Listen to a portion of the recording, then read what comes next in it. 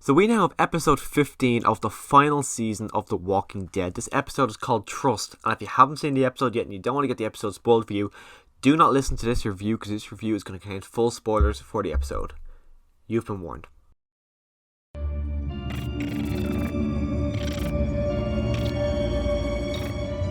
So I'm very, very happy to report that this is another great episode, and if episode 16 wraps up the way I hope it wraps everything up, this, like, the middle half of the final season will be better than the first half. I really enjoyed the first half. I thought the first half was great, but the second half has just been so much better. First off, we pick up pretty much right where we left off last week with Toby's death. The Commonwealth is setting it up where they're setting it up as if it was an actual crime scene, which of course it is. They have actual laws there, but it was just so weird to see them putting down the little numbers so everyone's going about. One thing that annoys me with it is Daryl is just the average soldier. Why doesn't he wear the proper armor, but also why doesn't he wear his mask a lot? I know it's because Daryl's the main character. He's the main character. He's the face of the show pretty much. But it just really annoys me that Daryl doesn't have to wear the full costume like everyone else, where even Lance says to him at one point, put your helmet on. Doesn't put the helmet on, but it just annoys me that Daryl always stands out because they'd all have shoulder pads and everything, where Daryl just wears the main, like the helmet, the main body piece, and then he wears the gloves. But for the most part, Daryl doesn't wear the uniform, and it just annoys me because he is just an average soldier. Why does he get the special treatment? It's the only reason I can think of is because he's the main character, but it does just annoy me. It's just a nitpick pretty much, but it is something that really does annoy me. One thing as well is that Lance, he's not buying the whole story that Gabriel and Aaron is telling them. He's saying that, why would you two survive? You're a priest and you've got one hand. How are you two surviving this whole thing where my entire army has been wiped out? And they're sticking to their story. They're quite confident with their story, but Lance, he's just not buying any of it. One great thing though that we see in this episode that was something that I knew was happening because of the comic books. They've been setting it up the last few episodes, but we now see Princess and Mercer are together now. That you see them in bed at the start, and then they kind of meet up towards the end of the episode, and then they're talking, they're getting on well, so they have a relationship here. In the comic book series, they are together in the comic book series too, so I knew it was coming, but it is just really, really good to see them on screen together. They've got great chemistry. I remember in the comic book series, as I was reading it, it was more of a shocking reveal. It probably isn't as shocking here because I read it in comic books, but the two of them have great chemistry. Princess is a character who in the comic book series I didn't like. I found her to be extremely irritating, but in the TV series she really works for me. She didn't work for me as much in the comic book series because she does just keep talking and talking in the TV series, not as much as she did in the comics, but in the comics it's just you reading her dialogue for so long, where in the TV series it's someone actually delivering it, so it works a lot better in a TV series format. But we do pick back up with Connie and Kelly, who are the only ones in this group we've seen recently.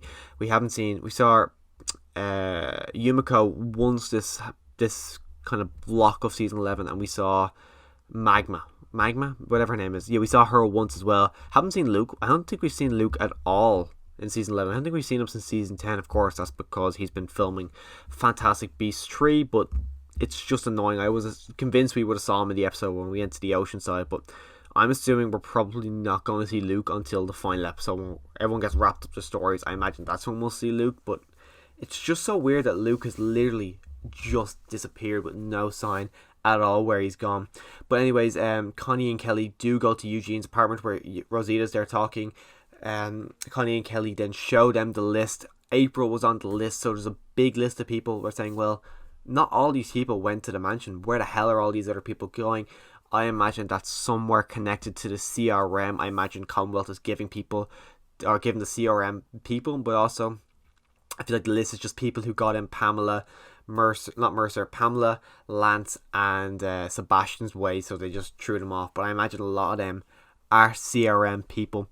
We also see Ezekiel's getting on really, really well. His recovery, he's kind of talking full. He's back to his own happy self. He's just getting on really, really well, and it's just great to actually see Ezekiel be happy again. It's great because we haven't really seen much of him this back half. Well, sorry, I keep saying back half because this is the back half of the season, but we saw his surgery, we saw him before that, but for the most part we haven't really been seeing a lot of Ezekiel.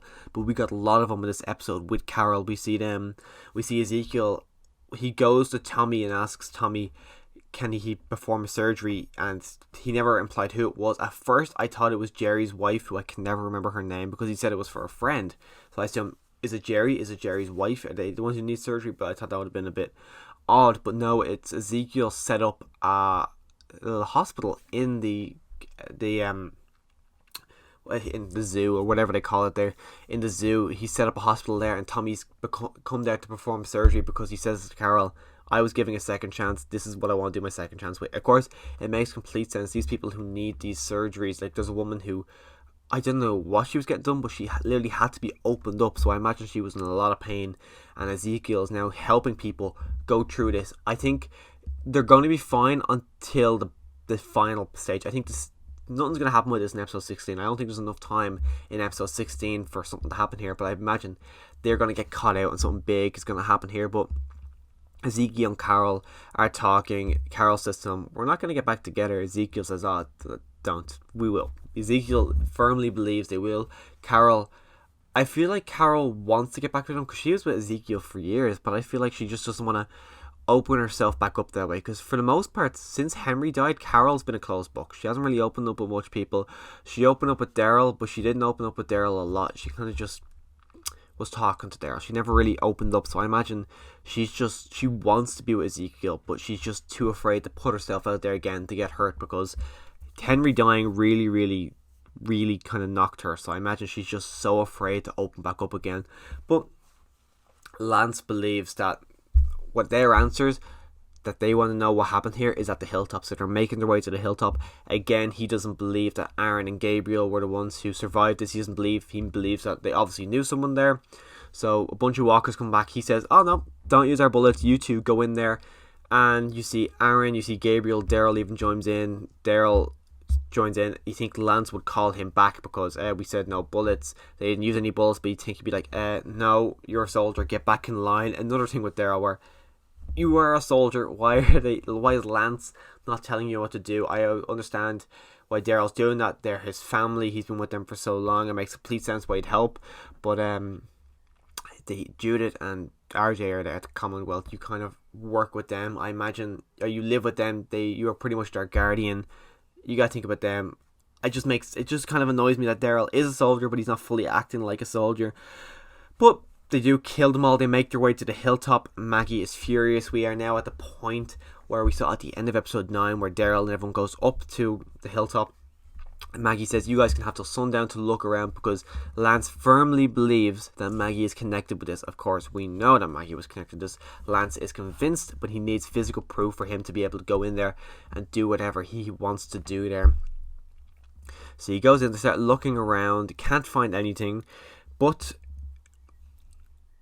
we find Herschel sitting at Glenn's grave, which is something I've wanted to see for so long. Not only see him at Glenn's grave, but I've really wanted to see Maggie sitting there. I was hoping when we saw Herschel sitting there that Maggie would come up behind him and sit with him, but no, Herschel gets up and leaves, and he runs into Lance, and Lance starts threatening him, talking to him, saying, it'd be terrible if something bad was to happen here. Then Lance gives him Herschel's hat, where I was looking at Herschel like, something seems odd about this guy, why does he look so different? And then of course he didn't have his hat. Lance puts the hat in his head and goes, oh, that's a perfect fit, that's very odd, it's such a perfect fit. And then he touches his shoulder or whatever, and then Elijah comes up, bangs him, smashes him right up against the wall, holds him there. All the soldiers come running around. Daryl then points a gun at the soldiers as well as Lance. Maggie points a gun, says something like, oh, people who've threatened my family in the past are all dead now, do you want to be one of those? All people are pointing at each other. It's pretty insane. I knew Maggie and Daryl were safe, but for a second there I thought Maggie was going to shoot Lance in the head. That was my first thought, was she going to shoot him in the head? No, they all get away from the situation, but it was pretty intense. I genuinely thought Lance was going to die, because I imagine Lance isn't going to be there in the last few episodes. I think Lance is going to take, because for the most part Pamela Milton doesn't seem like her comic book counterpart. It feels like Lance is more the villainous role, so I imagine he's not going to be there for the end game. But I don't know when he's going to die. I could like to see Maggie be the one to kill him, just because Maggie hasn't really had a big villain to kill off. I don't think she's had any villains she killed off, but I'd like to see Maggie kill Lance, because Maggie seems really irritated by Lance, so I would love to see her be the one to actually kill him off. Lance then apologizes to Maggie, and then they make their way out there. They leave. Daryl does go with them. I actually thought that Lance was going to say to Daryl, you stay here. I thought, as in, like, you are banished, you are not welcome back in the Commonwealth, you are now part of this group, we do not want you back.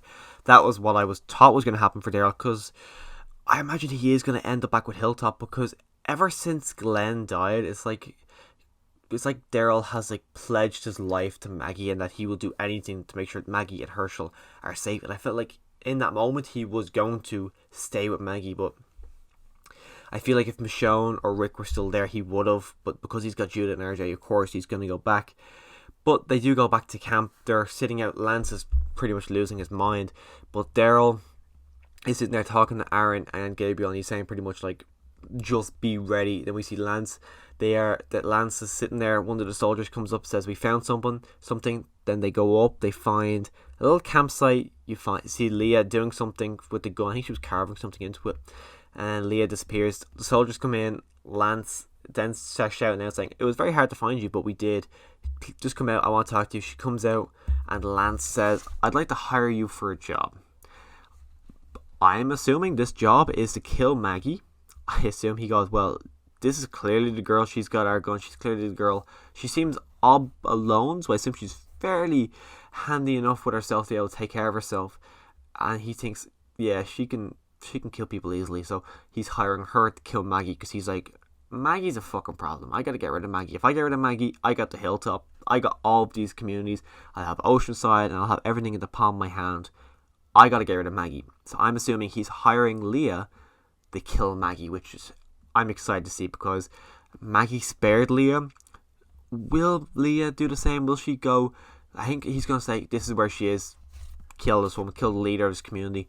And I feel like once she sees who it is, she might kind of spare her, because in a way she spared him she shot her in the shoulder, she killed all her men, but she didn't kill Leah. So I wonder if Leah will then spare her, or if Daryl will have something to do with it. But I imagine Leah will join our group. I'd be disappointed to see Leah not, because I feel like if Leah doesn't join this group, what was the point in her character besides having Daryl a connection to someone else? I just feel like it feels like a bit of a useless and a bit of a filler if she just ends up dying. I feel like she does need to be part of our group, and I would like to see her and Daryl together. I think they'll work off each other really, really well, so I'd like to see them together. For all I know, she could be part of the Daryl and Carol series, but it is all very, very interesting. As well, we see that Max and Eugene are actually together. They are together. Mercer is fed up with how the Commonwealth is treating people. He wants to go after Sebastian. He wants Sebastian to pay for what he's done, but he knows that it's just not going to work out. And you can see they're setting the seeds of Mercer wanting to start a rebellion, wanting someone else in power. In the comic books, he looks at Rick and says, you're the one we want in control here. And I honestly don't know who it could be here. Like, I could see, like, it could be Mercer. Mercer is someone that everyone clearly loves, and I can see people wanting to follow Mercer. But I can't see Mercer wanting to be that leader, so I really don't know who this Rick replacement is going to be, because in the comic books, Rick was crucial to this part in the comics. This is the final stage of the comic book series. Rick was crucial, so I really don't know who's going to take that Rick position. My thought was it could have been Ezekiel, but Ezekiel doesn't seem like he wants to be in power at all, so I really have no idea who's going to take that role. But I am really, really excited to see what's going to happen in next week's episode, just because it is the mid-season finale in a way. It's like we're at the middle stage. There's 9 episodes left of The Walking Dead. I really hope the final episode's like 2 hours long, because it's so sad that next week we're done the second half, and then we're into part 3 of 3, and it's so sad The Walking Dead's coming to an end. But if you want to hear my thoughts on next week's episode, click on the subscribe button, as well as Fear the Walking Dead. I think comes back the week after The Walking Dead. Hopefully. I'm really excited to see what happens with Fear the Walking Dead, especially because Madison's coming back. So if you want to hear my thoughts on Fear the Walking Dead, as well as future The Walking Dead episodes, make sure you click on the subscribe button so you can come back and hear all that in the future. But as always, thanks for watching.